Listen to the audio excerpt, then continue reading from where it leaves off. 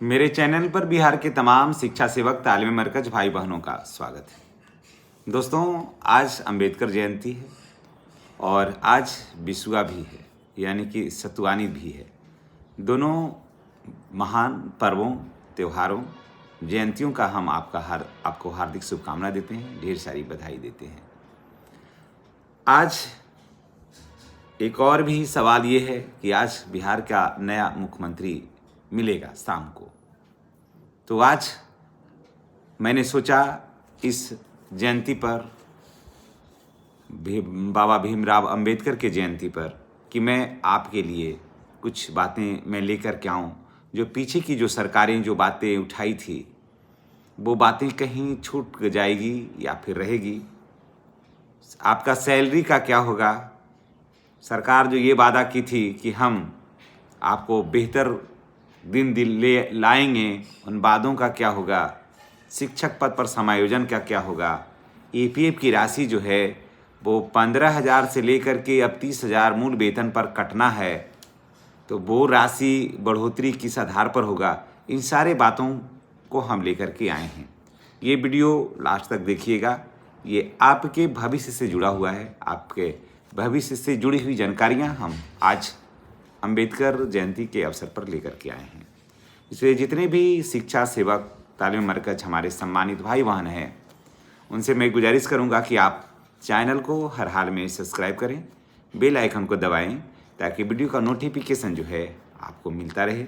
और मैं हमेशा ही आपके मुद्दे को गंभीरता से उठाया है, प्रयास किया है उठाने का, और हमारा मकसद है कि आपका जो है, सभी लोग प्रमोशन मांगते हैं, ये मांगते हैं, वो मांगते हैं। देखिए, आप सैलेंटरी रूप से जितना काम करते हैं विद्यालय में, जितना बेहतर तरीके से, वास्तव में अगर कोई कलम का सच्चा सिपाही है, शिक्षा का सच्चा वाहक है, तो वो है शिक्षा सेवक।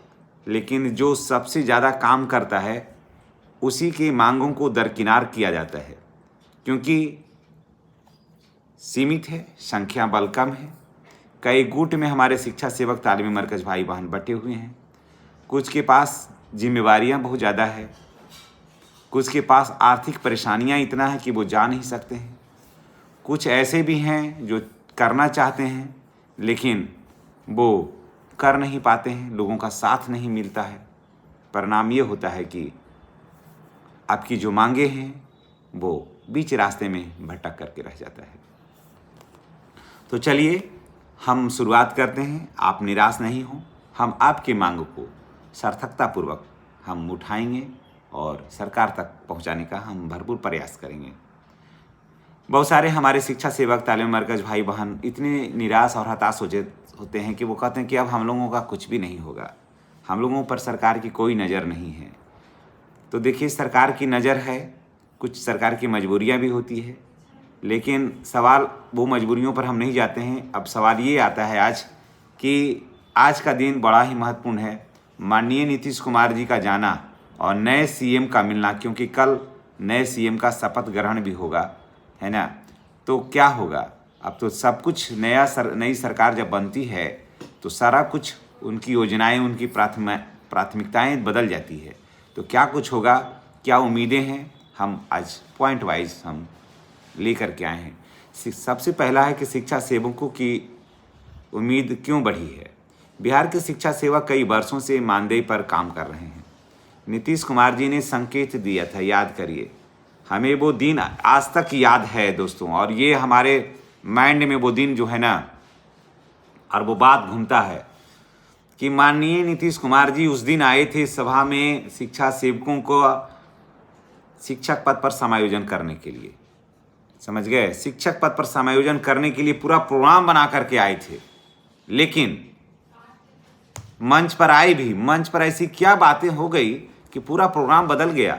और उन्होंने कहा कि शिक्षा, और उसमें पूरा शिक्षा सेवक से पूरा सदन खचाखच भरा हुआ था, पूरा सभागार जो था वो शिक्षा सेवक से खचाखच भरा हुआ था, याद करिए।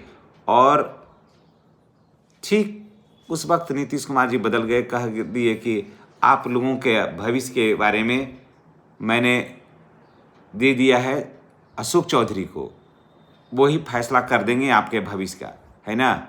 आपका मामला इन्हीं पर छोड़ दिए हैं।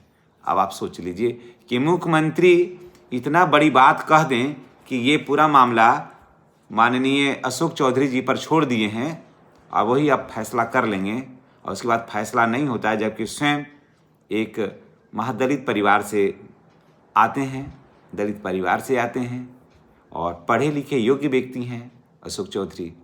ऐसा नहीं है कि बेवकूफ़ हैं, और वो साइलेंट हो जाते हैं। ये बात आज तक हमें खल रही है दोस्तों, आज तक हमें इस बात ये खल रही है, आखिर क्या बात हो गई। अब देखिए, शिक्षा सेवक जो है वो सैलरी बढ़ाने की मांग करते हैं कि उनका सैलरी बढ़ना चाहिए। आज के समय में 20-22 हज़ार रुपया जो है मिलता है, 24,000 कुछ, तो उसमें कुछ कटता भी है। तो ये पैसा आज के समय में इतनी महंगाई में पर्याप्त नहीं है। इनका कम से कम पेमेंट जो था वो 35,000 रुपया के आसपास होना चाहिए था, क्योंकि अब ईपीएफ की राशि में कटौती भी होनी है ना।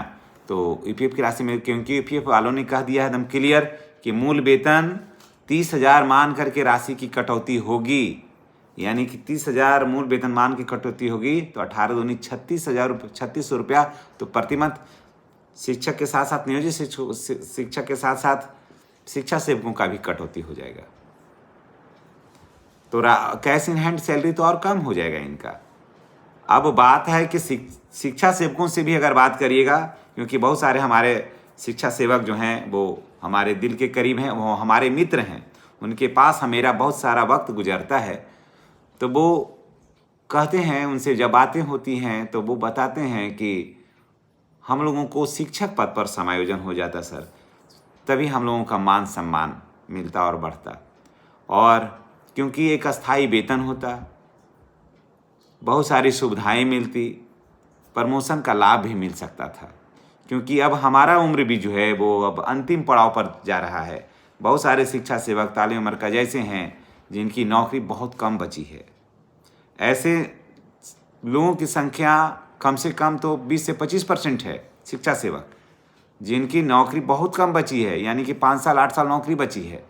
10 साल नौकरी बचने वालों का संख्या कम से कम भी तो 40% है। 40% ऐसे शिक्षा सेवक हैं जिनका नौकरी सिर्फ अब 10 साल बचा हुआ है, और शेष तो कुछ कम उम्र के अभी तो 20 साल 22 साल अभी नौकरी भी बचा हुआ, कुछ ऐसे भी हैं। लेकिन सवाल ये है कि जो नेतृत्व करता है शिक्षा सेवक का, उन्हीं का तो उम्र अब नहीं है, उन्हीं का तो उम्र नहीं बच रहा है। तो फिर ये कब तैयार होंगे, फिर कब लड़ाई आगे लड़ी जाएगी। शिक्षा सेवकों का जो वर्तमान हाल है वो कहिए मत। आज भी हजारों शिक्षक कम वेतन पर काम कर रहे हैं, भविष्य को लेकर के आज भी असमंजस में हैं। कई बार आंदोलन हुआ, कई बार प्रदर्शन हुआ, लेकिन कोई भी फायदा नहीं हो पाया। और आज ये सारे मुद्दे इसलिए मैं उठा रहा हूँ क्योंकि फिर बात होगी समानता का, फिर बात होगी कानून का, और भीमराव अंबेडकर जी को सभी लोग श्रद्धांजलि देंगे, है ना। लेकिन उनके बातों को, उनके विचारों को आत्मसात कै % लोग करते हैं। सिर्फ वोट के लिए जोड़ा जाता है नाम, उसके बाद फिर किनारा कर दिया जाता है। फिर कोई साल भर कोई पूछने वाला नहीं रहता है। जब जब वोट की ज़रूरत होती है, बाबा भीमराव अंबेडकर का नाम को जोड़ दिया जाता है, लोग इकट्ठे हो जाते हैं, वोट दे देते हैं, उसके बाद फिर यूज करके फिर वहीं पर रख दिया जाता है ना। बस यही हो रहा है आजकल। अब देखिए क्या कारण है बिहार सरकार में, अगर नीतीश कुमार जी जो वादा किए थे पूरा नहीं हो रहा है, इसके पीछे क्या कारण है? क्या बजट में कमी है, प्रशासनिक प्रक्रिया में जटिलता है, राजनीतिक अस्थिरता है, या विभागीय स्तर पर देरी है? देखिए, बजट की कमी तो बजट तो सरकार को देना होता है। यहाँ पर तो मैं ये नहीं कहूँगा कि बजट की कोई कमी है, क्योंकि शिक्षा सेवकों का वेतन और बीपीएससी TRE 3 का वेतन जो है वो ज़्यादा अंतर नहीं है ना। थोड़ा सा सरकार को प्रयास इसमें करना होगा तो निश्चित रूप से इसमें हो जाएगा। प्रशासनिक जटिलता, तो देखिए शिक्षा मित्रों का भी यही स्थिति था। एक परीक्षा लेकर के शिक्षा मित्र जब हो गए नियोजित शिक्षक के तौर पर, फिर तो यही स्थिति यहाँ पर भी एक संशोधन करके नियमावली में परीक्षा ले लिया जाए, जैसे दक्षा परीक्षा लिया था, फिर इन लोगों को भी कर दिया जाए, ज़्यादा नहीं है।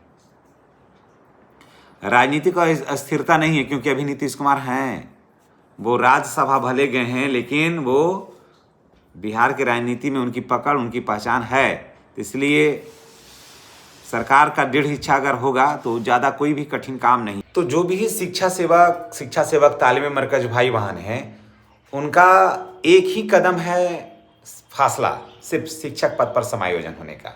लेकिन सरकार पता नहीं चुनाव में भी कुछ नहीं कर पाई, सिर्फ क्या कर ली तो TLM की राशि बढ़ा करके और मोबाइल का पैसा दे करके, और TLM में क्या हुआ, मोबाइल के नाम पर क्या हुआ, ये मैं क्या कहूँ, ये तो आप स्वयं समझ सकते हैं कि TLM की राशि कितने आपके हाथ में मिले और कितने बंदरवाट हो गए, कितना सामान खरीदाया, या सिर्फ वाउचर पर ही काम हो गया। ये ना हमसे छुपा हुआ है ना आपसे छुपा हुआ है।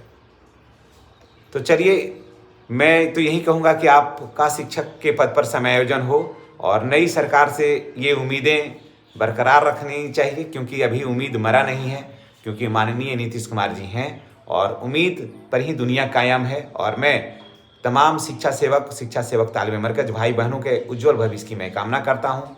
और देखिए, अब तो क्लियर ही हो जाएगा कि नए जो मुख्यमंत्री बनेंगे, उनके हाथों में बिहार का बागडोर जाएगा, तो वो कैसे बिहार को चलाते हैं और शिक्षा सेवक और तालीमी मरकज का उपयोग वो कैसे करते हैं, क्या इनके अधूरे सपने को वो पूरा करते हैं, या फिर सपना हकीकत में नहीं बदल पाएगा, ये तो आने वाला वक्त बताएगा। लेकिन फिर भी उम्मीद पर दुनिया कायम है।